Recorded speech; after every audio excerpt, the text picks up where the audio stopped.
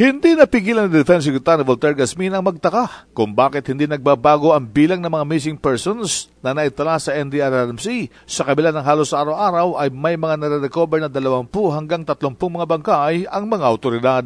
Yung nga ang pinacheck ko sabi ko nga, kaya kailangan magkaayos tayo sa protocols, bilangan. Ayon kay Gasmin, posible umanong kung minsan ay nare-report ang mga nare-recover na bangkay at hindi naman ay babawas sa listahan ng mga missing persons.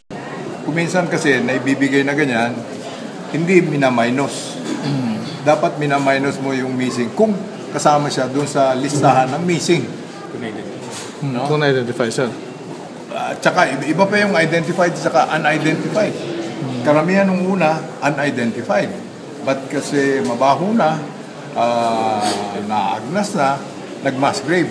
Ngayon, kung kailangan mo hanapin, you have to dig it up kasi nakatag naman yun malalaman natin. Si Defense Secretary Voltaire Gasmin, batay sa datos ng NDRRMC, kahapon, Biyernes, ay nasa 5,786 na ang bilang ng mga nasawi matapos na may dagdag ang 27 pang mga bangkay na natagpuan ng mga otoridad sa mga nililinis na debris. Ang bilang ng mga nawawala ay nakapako pa rin sa 1,779.